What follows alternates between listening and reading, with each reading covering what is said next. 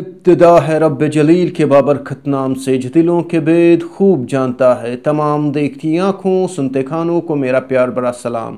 آپ جہاں بھی ہوں گے امید ہے خوش باش ہوں گے۔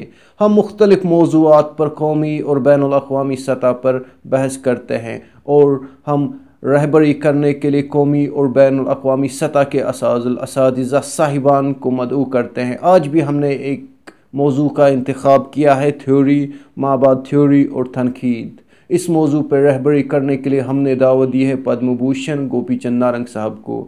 ہمارے ساتھ کشمیر یونیورسٹی سے ڈاکٹر الطاف انجم صاحب جڑیں گے، محکمہ تعلیم جموں و کشمیر سے ڈاکٹر ریاض توحیدی صاحب جڑیں گے، اور ہمارے معاون اینکرنگ کے فرائض انجام دینے کے لیے حسیب فلاحی صاحب راجستھان یونیورسٹی سے، غلام نبی کمار صاحب دہلی یونیورسٹی سے، محمد یونس ڈار اور توصیف احمد ڈار صاحب کشمیر یونیورسٹی سے، اور محمد اقبال لون جموں و کشمیر کلچر اکیڈمی سے۔ تمام مہمانوں اور اینکرز کا ہمارے پروگرام میں خیر مقدم ہے۔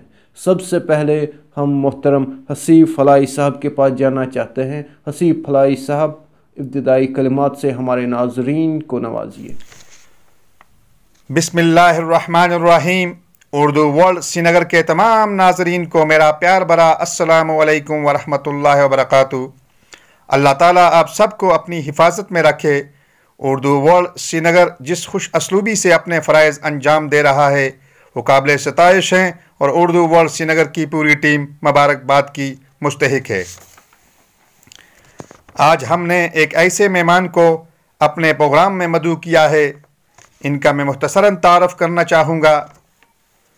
پروفیسر گوپی چند نارنگ جی کی شخصیت محتاج تعارف نہیں ہے، پھر بھی 11 فروری 1931 عیسوی کو پنجاب میں پیدا ہونے والے پروفیسر گوپی چند کو عہد حاضر میں صف اول کا اردو نقاد، محقق اور ادیب گردانا جاتا ہے۔ گوپی چند نارنگ نے بچپن کوٹا میں گزارا۔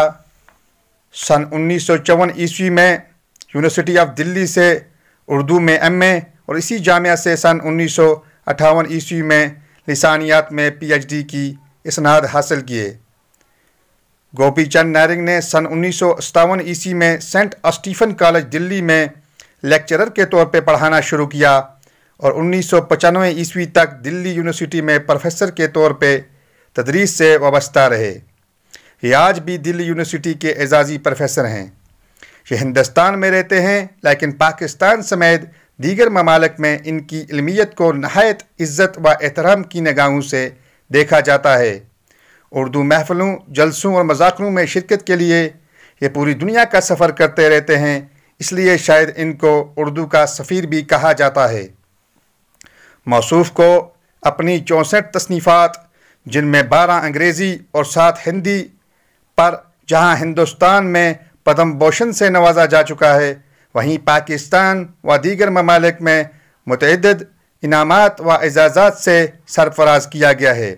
اردو زبان و ادب میں پروفیسر گوپی چند نارنگ کے خدمات کثیر الجہات ہیں۔ وہ نہ صرف ایک محقق، مفکر اور مشہور دانشور ہیں، بلکہ بہترین اور شہرت یافتہ نقاد بھی ہیں۔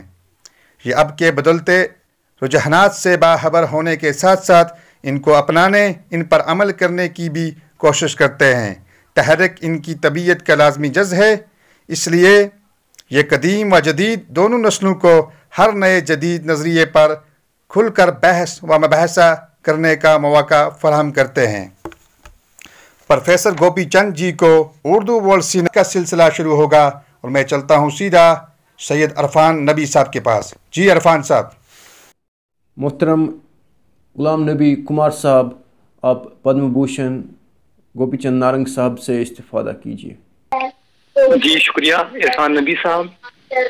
گوپی چند نارنگ صاحب اردو تنقید کے جدید منظرنامے پر جو نئی نسل کے تنقید نگار ابھر رہے ہیں، آپ ان سے کس حد تک مطمئن ہیں؟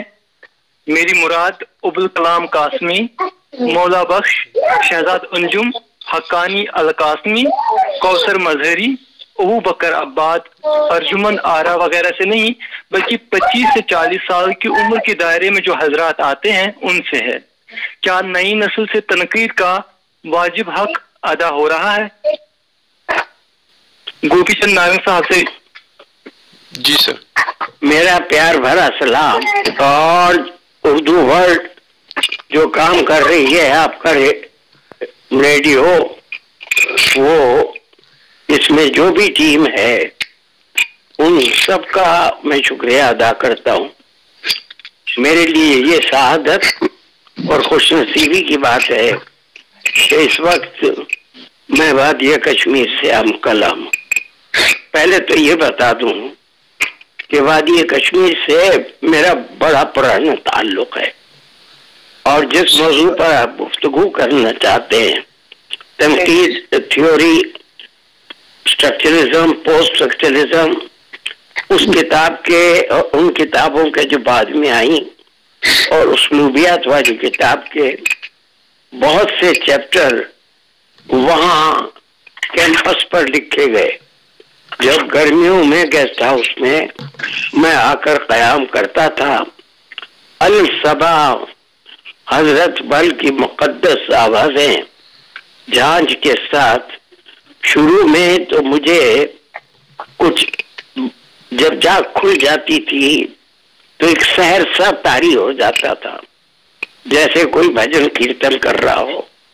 اللہ ہوں، ایشور ہوں، واحد ہستی مطلق اور انسانیت. بعد میں آہستہ آہستہ جب کا غور کرنے لگا آواز پر تو مجھے معلوم ہوا کہ تلاوت قرآن پاک ہو رہی ہے اور نعت رسول اور اللہ پاک کو سب لوگ یاد کر رہے ہیں. ان مقدس لمحوں میں اپنا لکھنے پڑھنے کا کام شروع کرتا تھا. برسوں یہ سلسلہ رہا، کوئی 8 10 12 برس. تو میری تھیوری کی کتاب گویا کہ وادی کشمیر کی نظر ہے اور وادی کشمیر کی دین ہے، اور وہیں کے جو خاص مرکزی لیکچر ہال ہے اس میں جب حامدی صاحب تھے، رحمان راہی صاحب تھے، دوسرے ریاض پنجابی صاحب تھے، اور حمید اللہ بھٹ اس وقت شاید ڈپٹی رجسٹرار تھے. خیر، سب سے میرے مراسم رہے ہیں. آپ نے جو سوال کیا ہے نوجوان آدمی سے، دیکھیے تنقید سب سے مشکل صنف ہے، اور شاعری وحدی ہوتی ہے، اللہ کی دین ہوتی ہے، جبکہ تنقید کے لیے علمیت درکار ہوتی ہے، بہت محنت کرنی پڑتی ہے، بڑے وسیع مطالعے کی ضرورت ہوتی ہے اور وسیع نظر کی بھی. اور آپ جس نسل کا ذکر کر رہے ہیں، یعنی 25 اور 30 سال کے بیچ میں، 25 سے 40 سال کی عمر، 25 سے 40 سال کی عمر، جی دیکھیے اس میں یہ کچھ معلوم نہیں ہوتا. فیض نے اپنی پہلی نظم مجھ سے پہلی سی محبت میرے محبوب نہ مانگ مشاعرہ کالج کا لوٹ لیا تھا. گمنام شخص کے طور پر وہ سٹیج پر آئے تھے اور پہلی ہی تخلیق سے اس کے بعد تالیوں کی گڑگڑاہٹ میں وہ گم ہو گئے اور کسی کو ان کا نام تک معلوم نہیں تھا. کون معلوم کہ اگلی دہائی یا اس سے دوسری تیسری دہائی میں کون نقاد آسمان کے یعنی عروج تک پہنچے یا ادب فہمی کے نئے دروازے وا کرے. کیونکہ ادب میں اور تنقید میں کچھ حرف آخر نہیں ہوتا. میرے بارے میں جو کچھ فرمایا گیا اس کے لیے میں شکر گزار ہوں، لیکن میں اس کا اپنے کو مستحق نہیں سمجھتا. میں اپنے آپ کو ادب کا ایک معمولی طالب علم سمجھتا ہوں. اب اگلا برس 31 نہیں 30 اصل میں میری 1930 پیدائش کا سال ہے، اس کے جنم پتری کے حساب سے. اب آپ ان 60 اور 90 برسوں کے بیچ کی بات کرتے ہیں. یہ یعنی ایک اس سے عمر کے ساتھ ساتھ ایک نسلوں سے ایک فاصلہ پیدا ہو جاتا ہے. ابوالکلام قاسمی نے جب پہلا رسالہ نکالا تھا اور دوسرا ہماری نظر میں ہے، مولا بخش ہماری نظر میں ہے، شہزاد انجم ہماری نظر میں ہے. نئی نسل جو کچھ لکھ رہی ہے ایم فل کے تھیسز میں، پی ایچ ڈی کے تھیسز میں، ان میں سے بہت سن کی کتابیں میرے پاس آتی ہیں. سال میں تقریباً پاکستان سے اور ہندوستان کے مختلف شہروں سے 250-300 کتابیں میرے پاس آتی ہیں. ان سب کو میں پڑھ نہیں سکتا. بہت ہی پر امید ہوں مستقبل سے.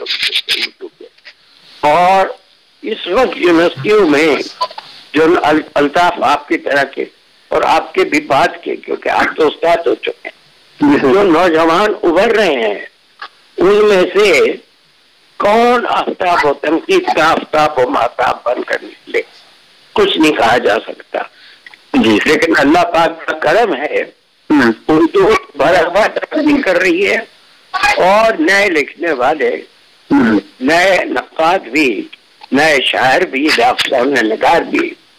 ادھر تو ناول کی باہر آئی ہوئی ہو، کیا ہندوستان اور کیا پاکستان. بہت ہی اچھے ناول لکھ کے گئے. لیکن تنقید کی کوئی ایسی کتاب جو کسی نئی فکر پر، کسی نئے زاویہ نظر پر، کسی نئی روشنی پر، کسی نئے افق پر نظریں جمائے، وہ ابھی تک دکھائی نہیں دے رہی ہیں. لیکن دکھائی نہ دے یہ نہیں کہا جا سکتا، اس لیے کہ مستقبل کا سینہ ہمیشہ امید سے بھرا ہوا. محترم ڈاکٹر الطاف انجم صاحب، آپ محترم گوپی چند نارنگ صاحب سے استفادہ کیجیے. میں نہایت ہی ادب اور احترام کے ساتھ نارنگ صاحب کی خدمت میں سلام پیش کر رہا ہوں. مجھے اردو ورلڈ سری نگر کا بہت ہی شکر گزار ہونا چاہیے کہ انہوں نے مجھے آج گوپی چند نارنگ صاحب سے ملایا. حالانکہ میں کئی بار فون کر چکا ہوں، لیکن ہمیشہ ہمیشہ فون نہیں ملتا ہے. پچھلے 8 مہینوں سے جی سر، آپ باہر مجھ سے باہر سے صحیح بات ہے، کبھی باہر ہوتی. پچھلے سال میری غالب والی کتاب جی سر بالکل آکسفورڈ یونیورسٹی پریس میں انگریزی میں شائع، بالکل بالکل سر. اب ان کی فرمائش تھی اردو غزل والی کتاب میں اپ ڈیٹ بھی کر دوں. اپ ڈیٹ کرنا آپ سمجھتے ہیں؟ جی سر بالکل کرنا. ندا فاضلی تک، گلزار تک، جاوید اختر تک، اس سے پہلی نسل جو ہے علی سردار جعفری، کیفی اعظمی، مجروح سلطان پوری، اور پھر جان اہلیہ، منیر ریاضی، فیض کے بعد کے جتنے بھی شعراء ہیں، جمیل الدین علی کے بعد، ان سب کا احاطہ کرنا کتنا مشکل تھا.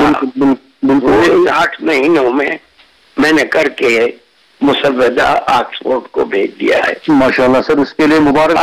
ہم یہ سمجھ رہے تھے کہ آپ وہاں بیرون ملک جا کر شاید آرام کر رہے ہیں، لیکن ہم کو نہیں پتا کہ آپ آدمی آپ آدمی کر رہے ہیں. اور دن بھر میں انگریزی کا کام کرتا تھا، اردو کتاب غزل والی وہ انگریزی کے ریڈرز تک پہنچانا، اور رات میں اسکائپ کے ذریعے میری کتاب غالب کا ترجمہ ہندوستان کی ایک دوسری زبان میں ہو رہا تھا.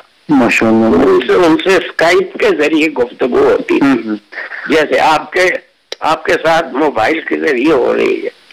اور انشاءاللہ اگلے برس میں زماں حضردہ ہم کشمیری صاحب تو بہت علیل ہے، یا الطاف انجم سے درخواست کروں گا کہ غالب والی کتاب کو کشمیری میں ترجمہ کریں انشاءاللہ، اس کو کشمیری قارئین تک پہنچائیں. بالکل وہ میرے بڑے دل کے درد کی آواز ہے. بالکل میں نے 17 برس تک غالب پر میرے صرف ہوئے ہیں غالب پر کتاب لکھنے میں.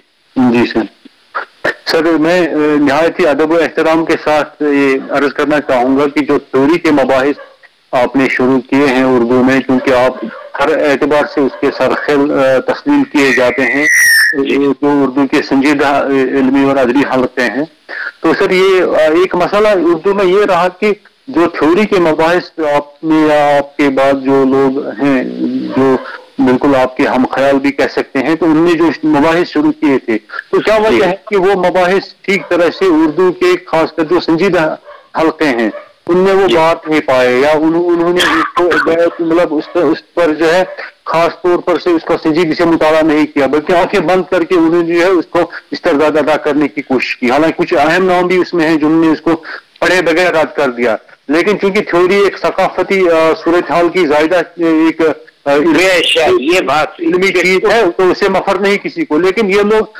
آنکھیں بند کر کے اس کا استرداد ادا کرتے ہیں. تو کیا مطلب اس علمی صورتحال کے حوالے سے سر آپ کے اپنے تحفظات بلکہ کیا ہونے چاہیے؟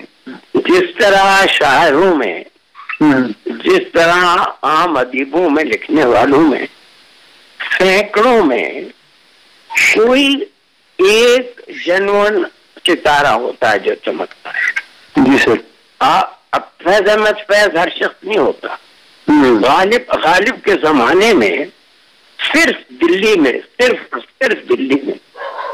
400 شعراء سے زیادہ مشاعروں میں شرکت کر رہے ہیں. آج ہزاروں کی تعداد میں ہندوستان اور پاکستان میں لوگ اردو لکھ رہے ہیں، لیکن ان میں امتیازی درجہ کس کو حاصل ہوگا؟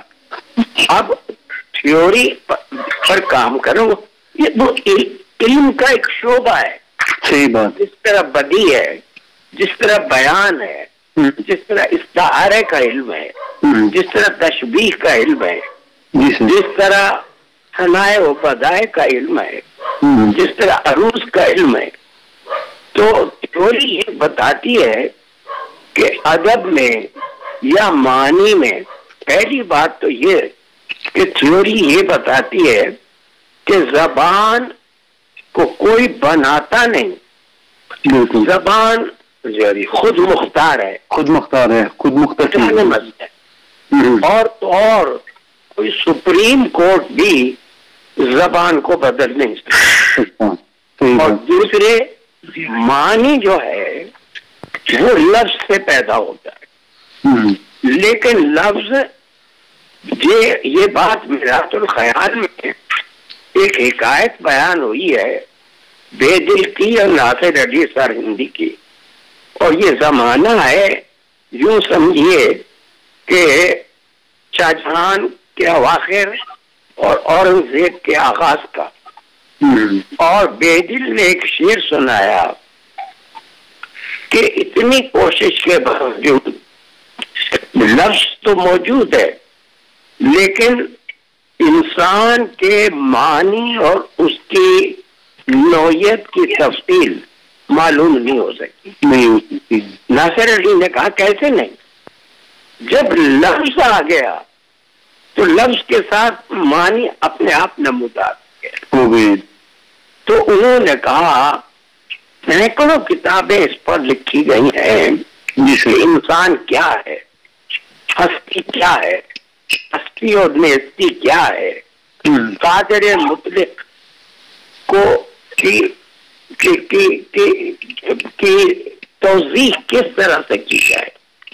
اور یہ سب راز ہے، اسرار ہے، اور اس کے باوجود اگرچہ لفظ موجود ہے تو صرف لفظ سے سارا کام نہیں چلتا.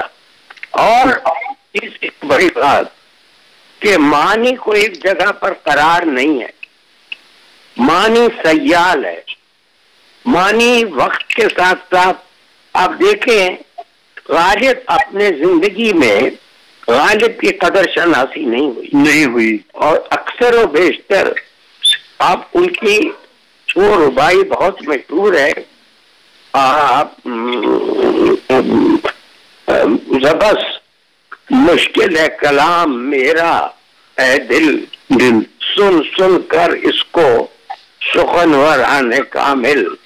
پہلے کہا تھا سخنور آنے جاہل. آسان کہنے کی کرتے ہیں فرمائش. گوئم مشکل مگر نہ گوئم مشکل. وہ جو راز ہے سینے میں دھڑکتا ہوا دل ہے، اصل میں وہی تو قادر مطلق کی کا رمز ہے، اور اس کو کوئی سمجھتا نہیں.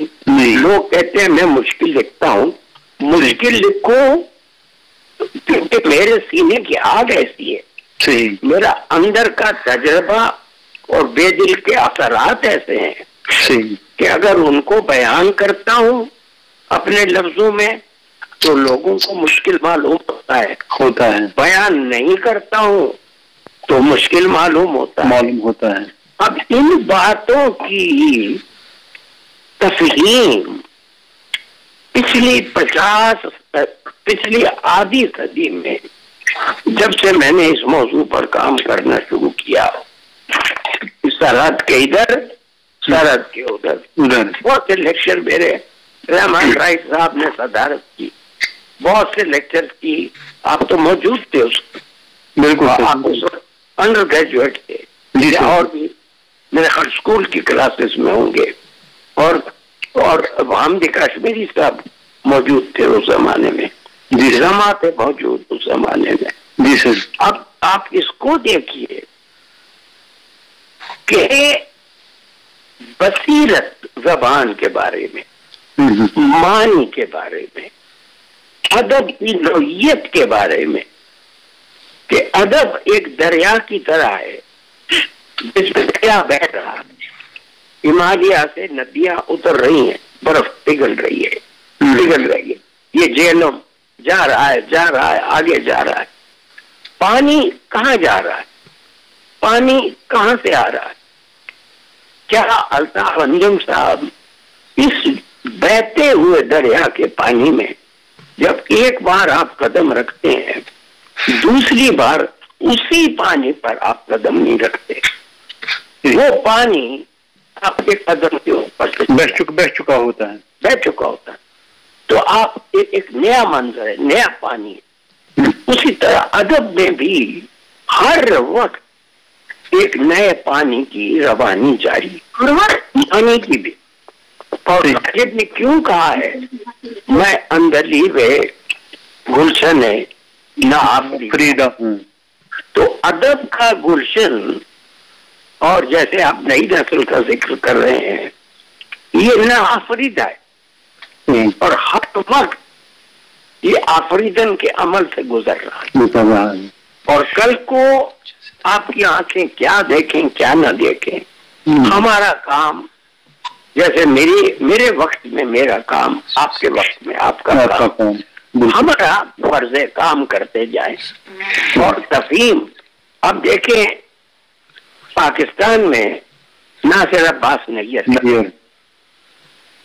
جن کو آپ 40 برس کے کم تر یا تھوڑا سا زیادہ آس پاس سمجھیں گے. ہندوستان میں شافق ادوائی صاحب ہیں بالکل، یا بعض دوسرے لوگ ہیں. اب ان کے سینوں میں جو یعنی تھیوری میں ایک ایسا ہے. میں نے تو جب یہیں بیٹھ کر وادی میں اور آپ کے انہی گھاس کے میدانوں میں اور اسی گیسٹ ہاؤس میں بعض چیزوں کو پڑھا اور سمجھا، اور سمجھنے کے گہرے عمل سے یعنی ایک طرح کا مراقبہ، ایک طرح کا گیان، میں اس سے گزرا. میرے 14 طبق روشن. تو تھیوری نے الطاف انجم صاحب ایک نئی روشنی دی ہے. اب اس کا اثر دونوں طرف کی شاعری پر ہے. اور اب بتائیے منیر نیازی جیسا شاعر جس کے یہاں ایک عجیب و غریب حیرت کی، تحیر کی، اسرار کی، تنہائی کی، اور ایک کھوئے رہنے کی کیفیت ہے. وہ یہ کہتا ہے سوال سارے غلط تھے، جواب کیا دیتے.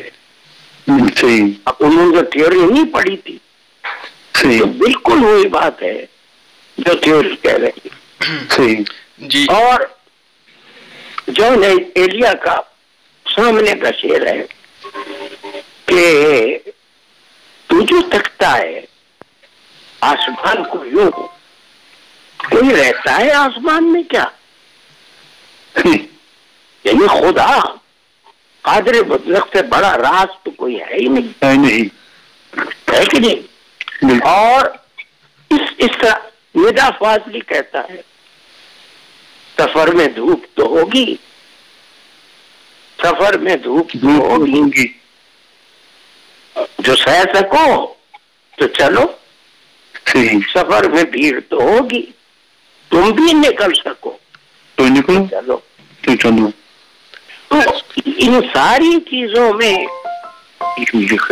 تھیوری کا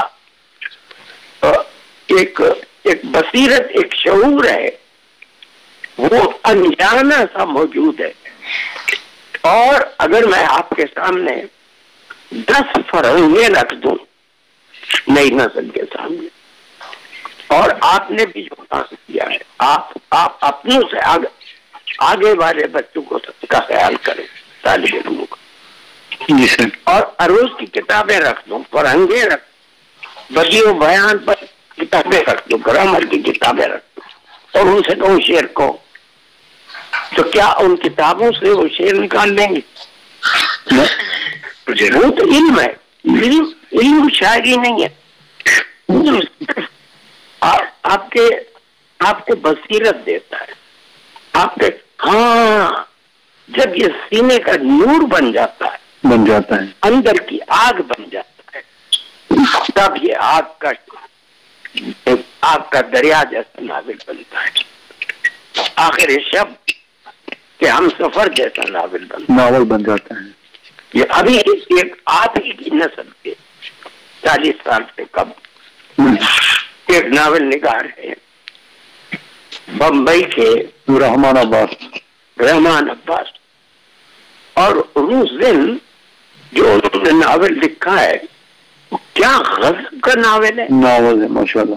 کیا اگرچہ وہ لو سٹوری ہے، لیکن بمبئی کی جو سلم کی زندگی ہے، متوسط ہی نہیں، غریب غربا کے طبقے سے سلم میں رہنے والے، کیا ہندو، کیا مسلمان، کیا دوسرے لوگ، لیکن زیادہ تر زندگی ان کی کردار جو ہے وہ مسلمان ہے، جو سلم کی زندگی گزارتے ہیں، ان میں بھی محبت ہوتی، ہر انسان میں محبت ہوتی. محبت سب سے بڑا راز ہے اس کارخانہ ہے قدرت کا. غزل اس نے چھیڑی، ذرا ساز دینا، ذرا عمر رفتہ کو آواز دینا. آپ اس ناول کو پڑھیے، آخر تک پڑھتے جائیے، اور پھر مجھے بتائیے کہ نئی نسل میں کتنی صلاحیت ہے، کتنی صلاحیت. اور نئے شاعر بھی آ رہے ہیں، نئے نثر نگار بھی آ رہے ہیں، اور نئے تنقید لکھنے والے بھی آ رہے ہیں، اور مستقبل کا سینہ امید سے دھڑک رہا ہے. میں مایوس نہیں ہوں. ماشاءاللہ. سر میں جہاد کر رہا ہوں سر، ایک سوال اور اس کے حوالے سے. سر یہ جو ہم مابعد جدید تھیوری اور مابعد جدید ثقافتی صورتحال کی بات کر رہے ہیں، خاص کر جو ثقافتی صورتحال ہے اس کا تعلق زیادہ تخلیقی ادب سے ہے، اور جو چھوٹی کا تعلق ہے اس کا تعلق ہمارے تنقیدی ادب سے ہے. ثقافتی سطح پر جو ہمارے یہاں تبدیلیاں آ رہی ہیں، چاہے وہ شہروں کے بے حد حساب پھیلاؤ سے ہوں، یا اطلاعاتی ٹیکنالوجی کی ہوش شبہ ترقی سے ہو، یا دوسرے اس سے ملتے جلتے مسائل سے ہوں، کیونکہ اس کا براہ راست تعلق ہمارے تخلیقی ادب سے ہے. تو ہم یہ کہہ رہے ہیں کہ جو آج کا جو فکشن ہے، خاص کر اگر ہم فکشن کی بات کریں، ناول یا افسانے کی بات کریں، تو سر اس دور کے کن تخلیق پاروں میں یہ اثرات زیادہ پائے جاتے ہیں، یہ مابعد ثقافتی صورتحال کے اثرات؟ بھائی سید محمد اشرف. جی سر, جو آخری سواریاں انہوں نے لکھا ہے ابھی تازہ آیا ہے. جی سر, غور سے پڑھیے. جی سر. اور ہمارے انیس اشفاق. جی سر, خواب سرا ناول آیا ہے. خواب سرا کیا. جی سر. اور اس سے پہلے بھی ان کا ایک ناول آیا, دکھیارے. جی ہاں, دکھیارے. اور ہمارے نور الحسنین. جی سر. ہاں, دکن کے, اورنگ آباد کے. ہاں جی, ادھر. اور یہ ہمارے جو بمبئی سے ابھی آپ کے کشمیر ریڈیو پر ایک مدت تک پروگرام ایگزیکٹو تھے, کیا نام ہے ان کا,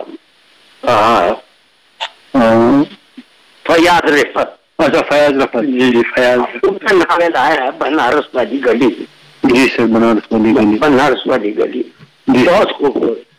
ایک حسین الحق بہار کے, ان کا نیا ناول, بالکل نیا ناول آیا ہے, ہمارا اس میں خواب. ہاں ماشاء اللہ, آپ کا مطالعہ بہت اچھا. آپ کی دعائیں سر, آپ کی تحریر سے ملتی ہیں. والون صاحب, آپ گوپی چند نارنگ صاحب سے استفادہ کیجیے. سب سے پہلے میں تمام آپ کا نام بہت سنتا ہوں, بہت سنتا ہوں. چلیے بول رہے ہو, متحرک ہیں, بہت متحرک. یہ ایک زمانے میں یوسف ٹینگ اور شمیم صاحب,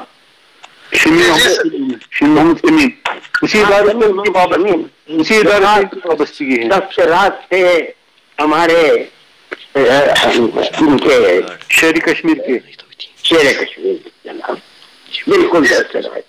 اور کیا ذہین شخص تھا, کیا ذہین شخص تھا.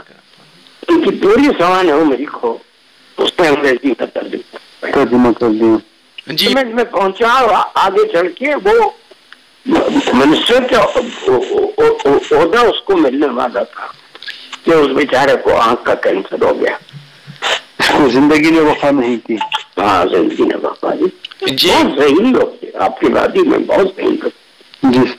جی, آپ کی یہ جو اکیڈمی ہے 5 زبانوں, دیکھیے ایک وادی کشمیر, اس موقع عبداللہ جب رہا ہوئے اندرا گاندھی کے زمانے میں پیکٹ ہوا تھا امن کا, اور میں جا کے راہل ایونیو میں وہ جو مکان ہے آپ کو بڑی بڑی عمارتوں میں تبدیل ہو گئے, وہاں جا کے میں نے وقت کی درخواست کی اور مجھے وقت دیا گیا, اور میں نے ان سے آدھا گھنٹہ تقریباً گفتگو کی کہ اب آپ کے سامنے وادی کشمیر کی ترقی کا کیا نقشہ ہے. انہوں نے بہت سی اچھی باتیں بتائیں, آزادی کے تعلق سے, خوشحالی کے تعلق سے, اور انسانیت کے تعلق سے. اور جب میں نے تعلیم کے بارے میں ان سے پوچھا کہ آپ یونیورسٹیوں کی تعداد بڑھائیں, کالجوں کی تعداد بڑھائیں, اور اس سے پہلے یونیورسٹی گرانٹس کمیشن کے کمیٹی میں کشمیر یونیورسٹی میں نے دورہ کیا, وائس چانسلر سے گفتگو کی, اور کیونکہ میں زبان کا آدمی ہوں, اردو میری مادری زبان نہیں ہے, آپ جانتے ہیں میری مادری زبان سرائکی ہے, میں ایک بلوچی ہوں, میں ایک دیکانی ہوں, میں بلوچستان میں پیدا ہوا, میں پاکستان کو اپنا وطن کہتا ہوں, اور محبت مجھے اردو سے, خدمت گار میں اردو کا ہوں. سر میں آپ سے بات کرنے کی جسارت کر رہا ہوں سر, محمد اقبال کلچرل اکیڈمی سے. سر جی سر, سب سے پہلے میں تمام, جی سر سب سے پہلے میں اس بات کو ختم کر لوں. میں نے ابھی تجویز پیش کی ہے گورنر صاحب سے, جو چانسلر ہیں کشمیر یونیورسٹی کے, کہ کشمیر یونیورسٹی میں جو سب سے بڑی یونیورسٹی ہے وادی کی, اس میں کشمیر کا یا کشمیریت کا شعبہ نہیں. تو انہوں نے کہا صاحب وہ تو ہماری زبان ہے, ہمارے رگ و پہ میں اتری ہوئی ہے, ہم کو کشمیری پڑھانے کی کیا ضرورت ہے. میں نے کہا پھر انگریزی ساری دنیا میں کیوں پڑھی جاتی ہے؟ اس لیے تربیت کے لیے, زبان کی محبت کے لیے, زبان کی ترقی کے لیے, زبان کی توسیع کے لیے, تو اس کے بعد کشمیر کے لیے ایک فیلوشپ فیلوشپ کے بعد یہ وہ زمانہ ہے جب بعد میں اقبال انسٹیٹیوٹ جس میں سرور صاحب آئے تھے پہلی بار قائم ہوا تھا. لیکن یاد رکھیے کہنے لگے ہاں ہماری سرکاری زبان اردو ہے. ان کا سبحان اللہ بہت اچھی بات ہے, میں اردو والا ہوں, میں شکر گزار ہوں, لیکن اردو اتنی طاقتور زبان ہے کہ اس کو کسی ایک صوبے کی زبان ہونا اچھی بات ہے, ہم شکر گزار ہیں, لیکن وہ ملکوں کی زبان ہے. وہ بات نسیم کی طرح ہے, جس طرح آپ آسمان میں لکیر نہیں ڈال سکتے, آسمان میں کوئی سرحد نہیں ہوتی, ہوا میں کوئی سرحد نہیں ہوتی, کلچر میں کوئی سرحد نہیں ہوتی, زبان میں بھی کوئی سرحد نہیں ہوتی. میں نے کہا اردو ایسی زبان ہے جو درہ خیبر اور پشاور سے لے کر اور کلکتہ اور گوہاٹی اور آسام اور جتنے آگے کے علاقے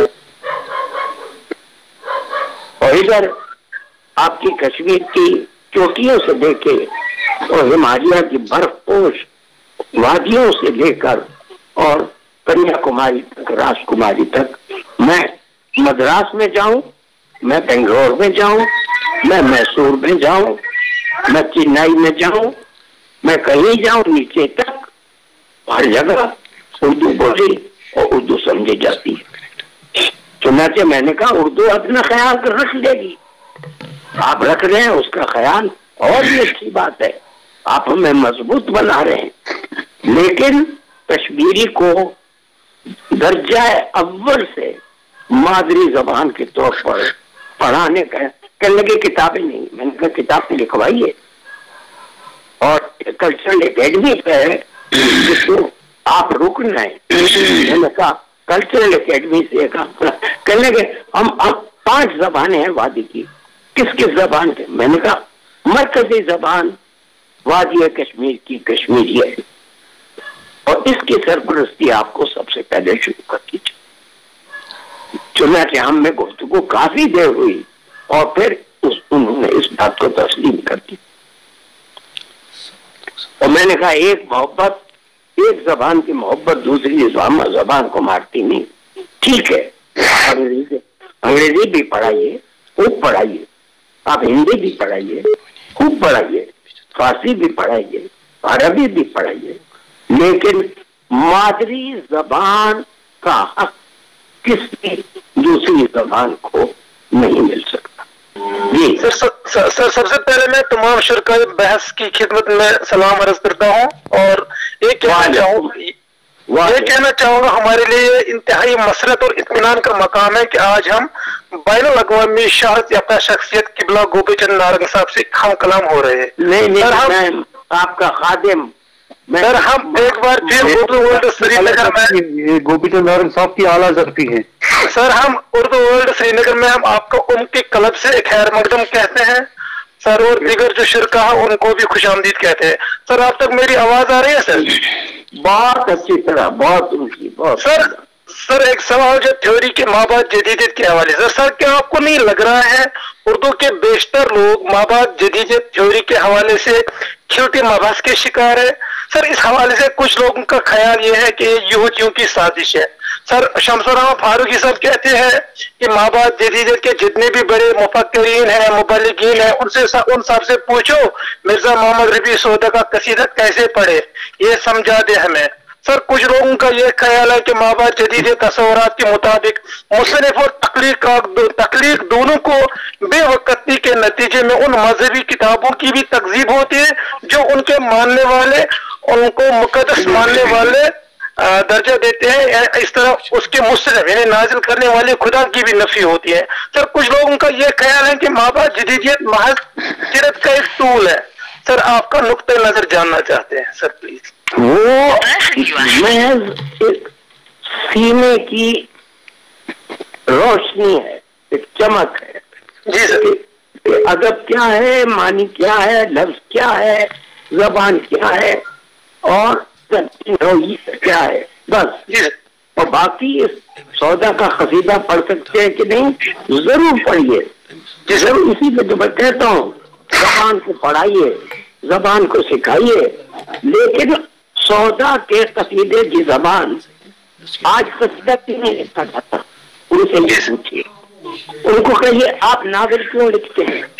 آپ نے تنقید کو چھوڑ دیا, آپ کی تنقید ناکام ہو گئی, آپ کا سب خون فیل ہو گیا, اس نے نئی نسل کو گمراہ کیا, اور آپ قصیدہ کیوں نہیں لکھتے؟ آج آپ سودا کی طرح کا قصیدہ لکھیے, آپ ناطق کی طرح کی غزل لکھیے.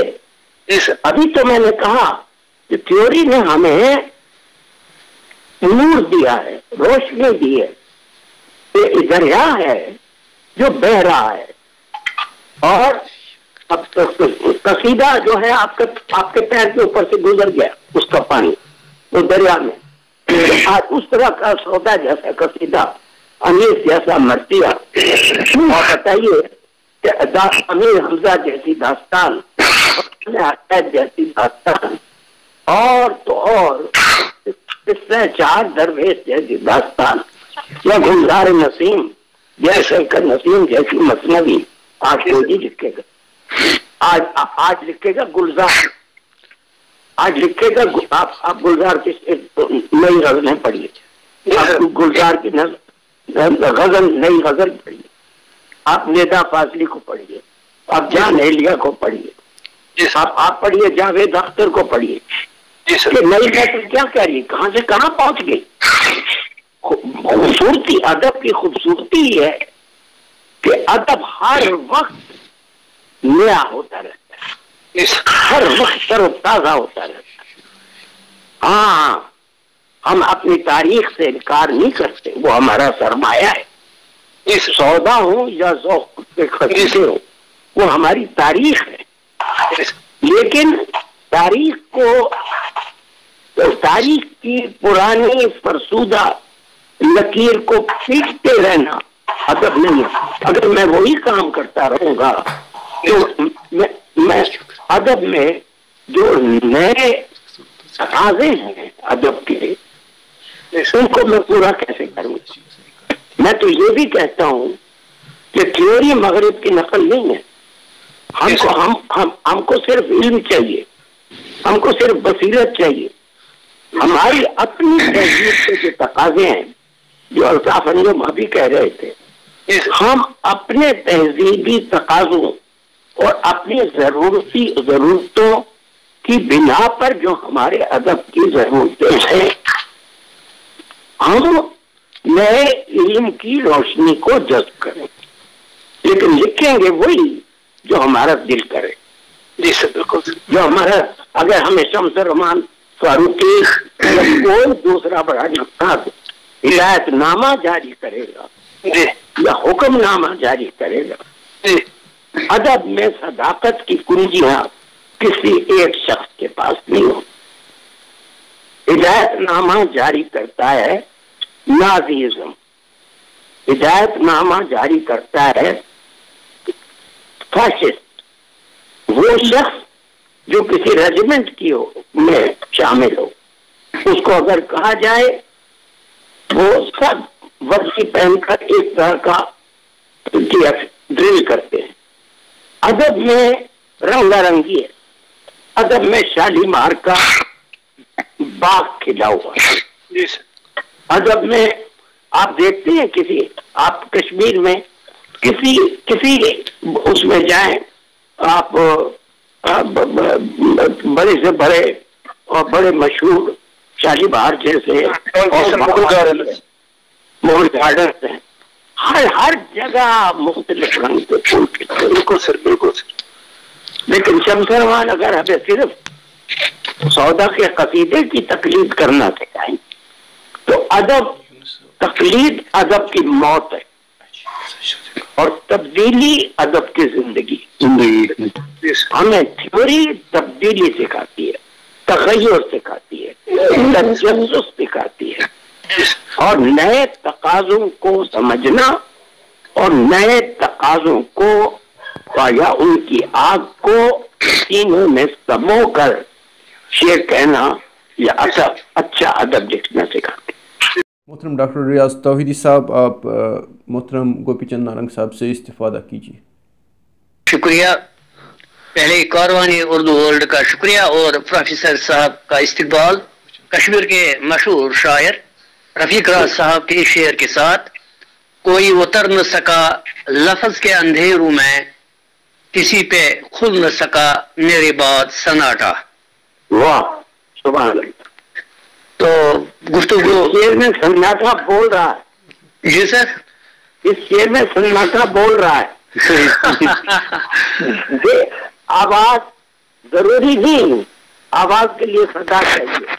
सही। आप देखते हैं जब चिल्ला कशी होती है जी, जब इस तरह का आलम होता है जी, और अंदर से बे आवाज सदा आपको सदा देती है जी, तो सन्नाटा के बोलने का मतलब है कि जो कुछ मेरी शख्सियत थी या मेरी शख्सियत में जो कुछ नूर था वो सब मेरे तारीन तक पहुंचता। जी सर, जी, और वो जिंदा रहेगा। सर यहाँ पर इस वक्त जो बुनियादी मौजू हैं तो वो थ्योरी के ताल्लुक से चल रहा है, तो इसके अलावा और बहुत सी चीजें इसमें आती हैं। तो मैं आपसे अर्ज करना चाहता हूँ कि आप पहले जो थ्योरी है इसको डिफाइन करें, इसकी तशरीह करें मुख्तसरन। और थ्योरी की तशरीह सिर्फ ये है जी, ये इल्म, मैं इसको 3-4 बार कह चुका हूँ जी, ये महज इल्म है जो आप इसके नूर को सीने में भर लें और आप बाकी थ्योरी को भूल जाएं। जी, थ्योरी कोई सबक नहीं है, थ्योरी कोई हुक्म नहीं है जी, थ्योरी कोई हिदायतनामा नहीं है जी, थ्योरी सिर्फ आपको बताती है जबान खुद मुख्तार है। जबान हर रोज जैसे आपके जिस्म के सेल तब्दील होते रहते हैं उसी तरह अदब में जबान में हर वक्त तब्दीली आ रही है और आप उसके बाद थ्योरी को भूल जाए। बिल्कुल इल्म से, यानी जिसको कहा है, गालिब ने कहा है कि उसने फरोगे शमे सुखन दूर है असद, पहले दिल को दाख्ता पैदा करे कोई। हाँ, थ्योरी ये कहती है कि पहले दिल को दाख्ता पैदा करे, और थ्योरी ये कहती है कोई नजरिया आखिरी नजरिया है, जदीदियत खत्म हो गई तो नहीं हुई। और इसी तरह तरक्की पसंदी, उसका जो जौहर है गरीब का हक, मजलूम का हक, आजादी, खुशहाली, अमन, इंसान दोस्ती, मोहब्बत, इंसाफ, खिदमत खल्क, सदाकत, अदल, ये सब चीजें हक है। और हक हमेशा अदब का काम है। हक की आवाज को, आजादी की आवाज को, अमन की आवाज को इंसानियत तक पहुंचाना। अच्छा, थ्योरी ये नहीं कहती, आप इस मफहूम को आप भूल जाइए। थ्योरी को पढ़िए, उसके इल्म को जज्ब कीजिए और उसको भूल जाइए। और थ्योरी कहती है कोई नजरिया आखिरी नजरिया नहीं है, आप अपना नजरिया खुद बनाइए, अपनी सच्चाई को खुद ढूंढिए, अपनी आवाज को खुद पाइए, अपने अदब को खुद लिखिए। अदब सबसे बड़ी आजादी की आवाज। तौसीफ साहब, आप मोहतरम गोपी चंद नारंग साहब से इस्तिफादा कीजिए।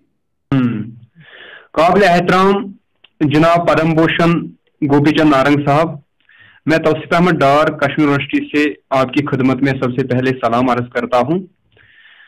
सर, आपसे अदबन जानना चाहेंगे कि उर्दू अदब थ्योरी से किन मानों में मुतासिर हुआ है। सर, अपने ख्यालात से कारीन व सामाइन को नवाजें। शुक्रिया। थ्योरी से अदब इतना मुतासिर हुआ, ये लफ्ज थ्योरी को मैंने बार बार कह रहा हूँ, भूल जाइए।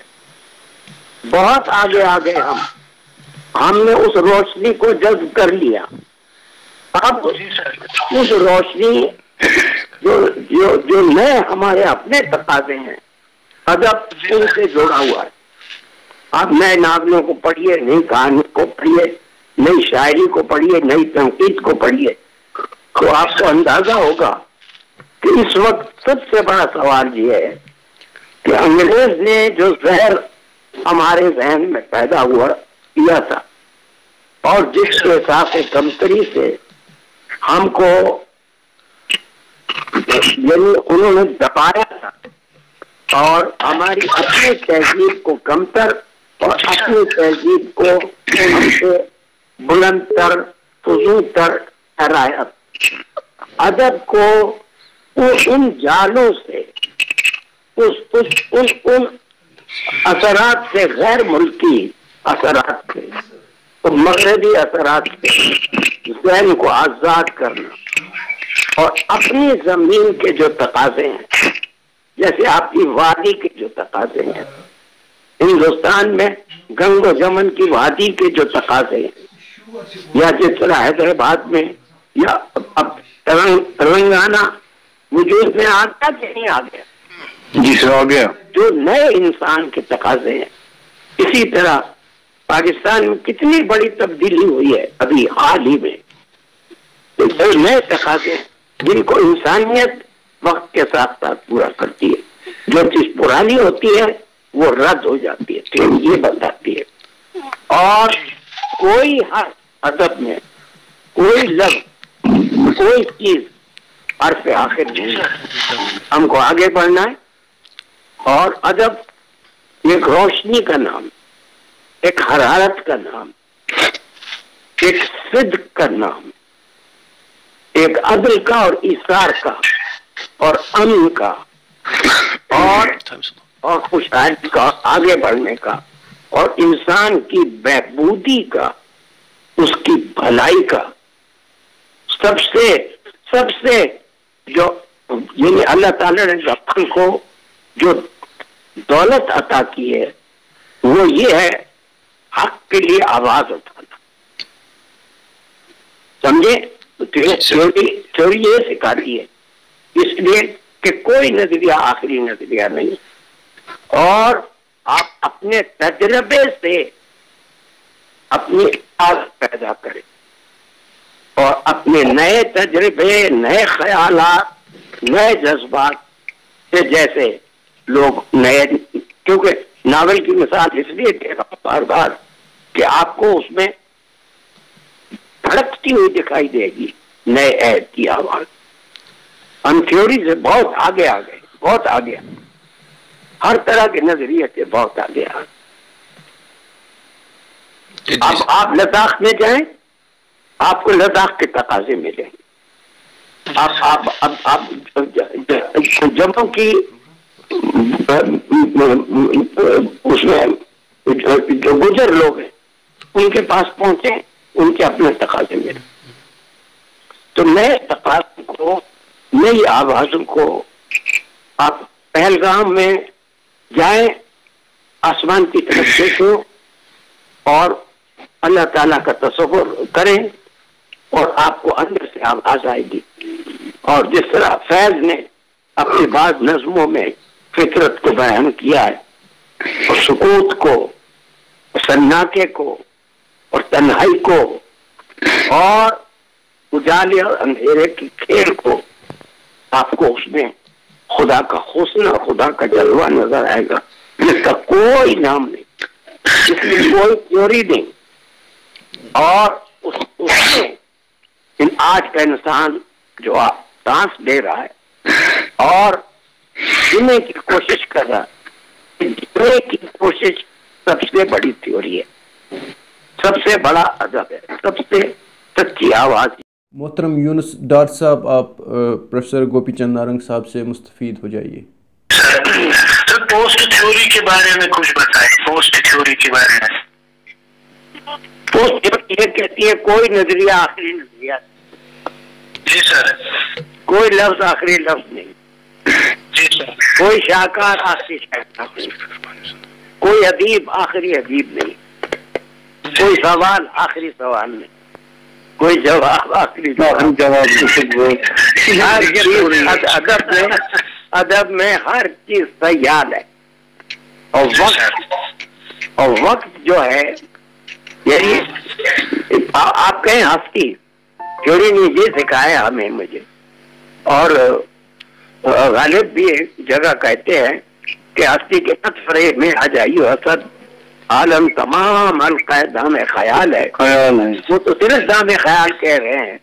ایک جگہ یہ بھی لکھا ہے تو کیا ہے نہیں ہے، انسان جو نیستی ہے اپنے کو ہستی کہہ رہا ہے، تو آپ ہستی کا مطلب آپ رات کا مفہوم کیسے نکالیں گے جب تک آپ دن کا تصور نہیں کریں گے؟ آپ ہستی کا تصور کیسے نکالیں گے جب تک آپ نیستی کا تصور نہیں کریں گے؟ آپ دنیا کا معنی کہ دنیا یہ ہے جس میں آپ اور میں جی رہے ہیں، اس کے معنی آپ کیسے نکالیں گے جب تک کہ آپ یعنی لا دنیا کے معنی نہ نکالیں؟ کیوں ہم زور دیتے ہیں خدائے مطلق کو یاد کرتے ہیں جس نے ہمیں پیدا کیا، تخلیق کیا، اس لیے کہ سوائے اس کے کوئی موجود نہیں، ہر چیز ہستی اور نیستی سب ایک وحدت ہے، اور ظہور اور برحق صرف قادر مطلق ہے اور وحدت الہی ہے۔ جی سر۔ محترم غلام نبی کمار صاحب، آپ پدم بھوشن گوپی چند نارنگ صاحب سے استفادہ کیجیے۔ گوپی چند نارنگ صاحب، آپ نے ایک جگہ لکھا ہے کہ ادب میں تبدیلی برحق ہے اور اسی سے ادب کا کارواں آگے بڑھتا ہے۔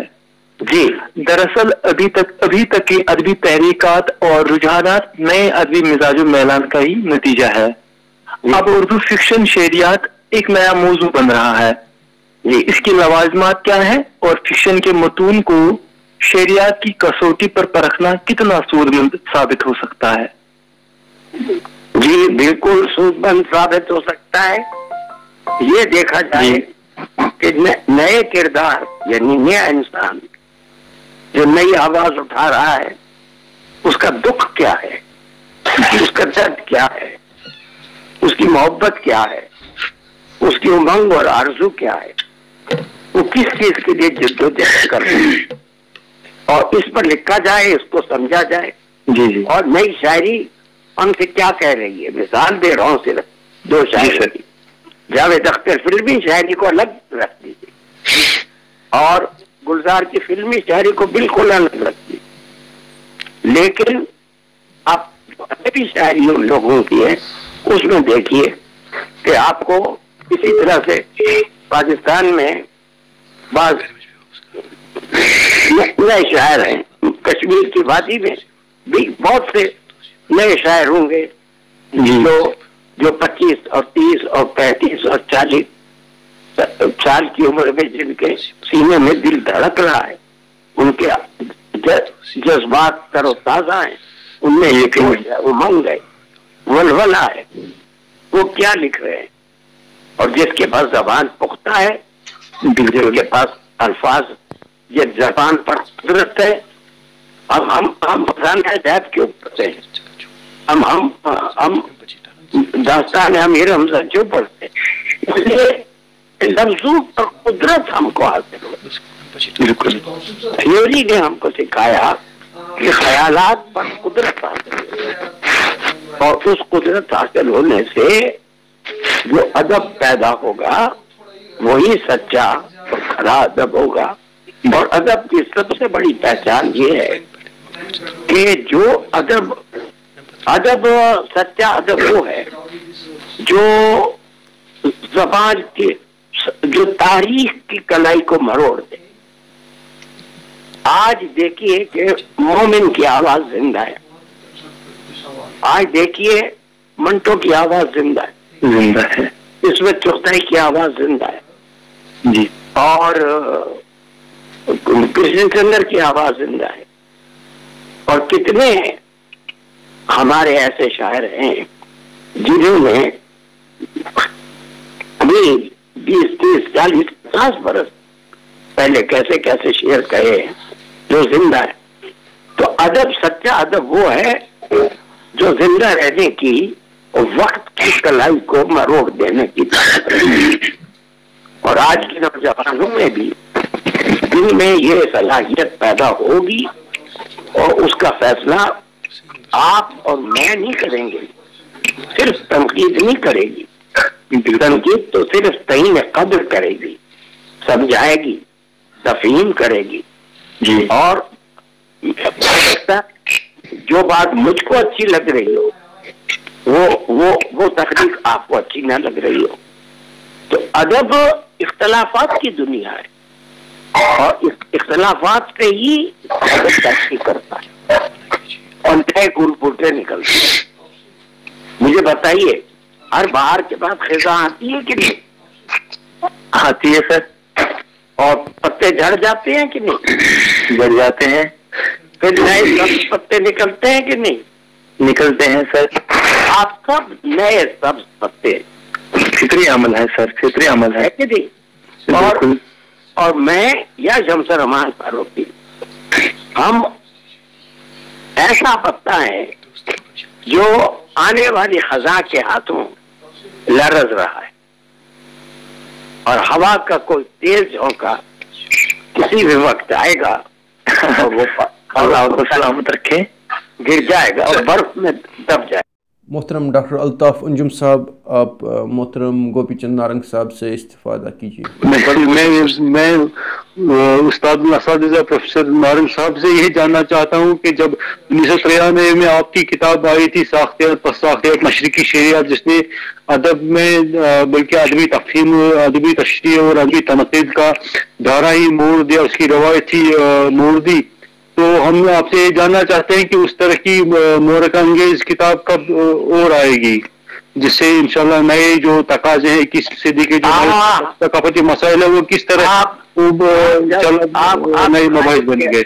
आप जब गालिब किताब को पढ़ेंगे, जी सर बिल्कुल, तो आप देखेंगे कि थ्योरी किस तरह सीने का नूर बन गई। बिल्कुल बिल्कुल अल्हम्दुलिल्लाह सर, वो उसमें है बिल्कुल। और मैंने गालिब के शेरों को इस तरह से दोबारा पढ़ा है बिल्कुल, रिक्रिएट है जी सर। और यानी ये अल्लाह की देन है। और अब आप गजल वाली किताब जो नहीं आ रही है इंशाल्लाह और उसको देखेंगे तो उसमें मैंने थ्योरी के बाद का जो अमल है, माबाद थ्योरी, उससे भी खुलकर बहस की है, खुलकर सही, और मिसालें दी जी सर बिल्कुल, मिसालें भी दी माशाल्लाह। मोहतरम डॉक्टर रियाज तौहीदी साहब, आप मोहतरम गोपी चंद नारंग साहब से इस्तिफादा कीजिए। मगरबी शहरियात का अतलाक मशरिकी तख्लीक़ात पर कितना सूदमंद साबित हो सकता है? इतलाक हम करें ही क्यों, हम सिर्फ इस्तिफादा करें और अपनी शहरियात पर कायम रहें। क्योंकि हमने ये कहा कि रोशनी तो हम कहीं से भी लेंगे, लेकिन हम जिस तहजीब के परवरदा हैं उस तहजीब के तकाजे हमारे खून का हिस्सा है। बालोन साहब, आप गोपी चंद नारंग साहब से इस्तिफादा कीजिए। हाजिर में बाज मुस्तकिल असबाब की बिना पर बिलउमूम मुताले के फुकदा और किताबों से बेअतनाई का दौर कहलाता है। सर, इस मसरूफ तरीन नशीनी दौर में वो कौन से ज़राए और असबाब हो सकते हैं जिन्हें इख्तियार करके हम इज्तिमाई और इनफरादी दोनों सतहों पर हम अपने ताल्लुक बिलकुतुब को न सिर्फ उस्तवार और महफूज कर सकते हैं बल्कि आइंदा के लिए भी इसे अंगेज दे सकते हैं। सर बड़ी अच्छी ख्वाहिश है। असल में ये सोशल मीडिया का दौर है। मेरे जमाने में आज से 25 साल पहले, 20 साल पहले, अब फेसबुक का जमाना है। اب ٹویٹر کا زمانہ ہے. جی سر، جی سر. واٹس ایپ کا زمانہ ہے. بالکل سر، بالکل سر. آپ لوگ میسج بھیج رہے ہیں، خط بھیج رہے ہیں، ہم لوگ موبائل فون سے بات کر رہے ہیں، اور یہ ترقی سب چاہیے ہے بے شک، لیکن اگر جو ٹی وی کا اثر ہے یا سوشل میڈیا کا اثر ہے یا یوٹیوب کا اثر ہے، اگر ہم کو یہ مطالعے کے شوق سے محروم کر دے تو وہ بڑا افسوس ہوگا. افسوس ہوگا. جی سر، ہو رہا ہے اور ہو رہا ہے. جی سر، بالکل. اس لیے ہم کو اس سے استفادہ کرنا چاہیے، لیکن اس کا غلام نہیں ہونا چاہیے. بالکل سر، بہت اچھا سر. کیونکہ ہمیں اپنی تہذیب کی ترجمانی بھی کرنی ہے، اور ہمیں کتاب کے لیے اور مطالعے کے لیے اور تخلیق کے لیے وقت بھی نکالنا ہے. اور وہ وقت تخلیق کے لیے وقت تب نکلے گا جب ہمارا علم مضبوط ہوگا. بالکل سر، بے شک بے شک. آپ سوشل میڈیا سے نئی انفارمیشن دیجیے، لیکن اس کے غلام مت بنیے. غلام مت ہو جائیے. جی سر، کے غلام مت ہو جائیے. بالکل. اور میں ابھی اپنے میرے نام جو بڑے بڑے لوگوں کے مشاہیر کے خطوط ہیں ایڈٹ کر رہا ہوں 5 جلدوں. تو میں دیکھ رہا ہوں اب اس طرح کے خط تو کوئی لکھے گا ہی نہیں. ہم تو ای میل لکھتے ہیں. صحیح. ای میل لکھتے ہیں، ہم کا جواب دے کر اسی وقت اس کو ڈیلیٹ کر دیتے. صحیح. جی سر، میرے پاس ایسے خطوط ہیں جن میں بڑے بڑے ادبی مسائل پر گفتگو ہے. بے شک. اب ایسی گفتگو کون کرے گا؟ بے شک. عالم سرور کے خط ہیں، احتشام حسین کے خط ہیں. ہاں، میرے پاس ان کے ڈاکٹر محی الدین قادری زور کے خط ہیں، ماشاءاللہ، جن میں کچھ برس جہاں گزارے تھے کشمیر میں. میرے پاس یوسف ٹینک کے خط ہیں، میرے پاس شمیم احمد کے خط ہیں. میرے پاس ایک خط شیخ عبداللہ صاحب شیر کشمیر صاحب کا ہے. تو اب اس طرح کے خط کہاں ملیں گے؟ بدل گیا، زمانہ بدل گیا. میرے پاس فیض احمد فیض نے 1 یا 2 خط مجھے لکھے. علامہ اقبال کے فرزند جاوید اقبال، ان کے 3-4 خط میرے نام ہے. آپ کو سن کے تعجب، اب اس طرح خط کہاں آئیں گے؟ بدل گیا. ہاں، کچھ اور چیزیں ہوں گی، کچھ اور یادیں رہیں گی جن کو ہم محفوظ کریں گے. لیکن مغرب سے یا نئی ٹیکنالوجی سے، میں کہتا ہوں جس طرح تھیوری سے روشنی لیجیے، ان کے غلام مت بنیے. صحیح بات ہے. صرف اپنی تہذیب کی آواز سے ملا کر جو آواز نکلے گی وہ زندہ آواز ہوگی، وہ زندہ ادب ہوگا. جی، پیغام یہ ہے، اپنے آپ کو پہچانیے، اپنی تہذیب کو پہچانیے، اپنے تشخص کو پہچانیے. پڑھیے ہر چیز کو، دروازے کسی چیز پر بند مت کیجیے. تھیوری کو بھی پڑھیے، پوسٹ تھیوری کو بھی پڑھیے، مغرب کو بھی پڑھیے، مشرق کو بھی پڑھیے. جس طرح علامہ اقبال نے کہا ہے کہ مشرق سے ہو بیزار نہ مغرب سے حذر. ہاں، مغرب سے مشرق سے ہو بیزار نہ مغرب سے حذر. فطرت کا اشارہ ہے کہ ہر شب کو سحر کر، ہر شب کو سحر کر. جہاں شب ہے وہاں سحر بھی ہوگی. یاد رکھیے، جہاں سحر ہے وہاں شب بھی ہوگی. یہ سب ایک ہی سلسلہ ہے، ایک ہی وحدت ہے، لا متناہی. بےحد خوبصورت اور مفید بحث رہی. ہم پدم بھوشن محترم گوپی چند نارنگ صاحب کے ممنون و مشکور ہے کہ آپ نے مصروفیت کے باوجود ہماری چینل کو چند لمحات نوازے. ہم آپ کے مشکور و ممنون ہیں. ہم محترم ڈاکٹر الطاف انجم صاحب کے بھی مشکور و ممنون ہیں. آپ ہمارے پروگرام کا حصہ بنے. ڈاکٹر ریاض توحیدی صاحب کے بھی مشکور ہیں. ہم تمام اینکر صاحبان کے فرداً مشکور و ممنون ہیں. آپ نے ہمارے پروگرام میں حصہ لیا. انشاءاللہ پھر کسی دن کسی اور موضوع پہ پھر بحث ہوگی. تب تک کے لیے خدا حافظ.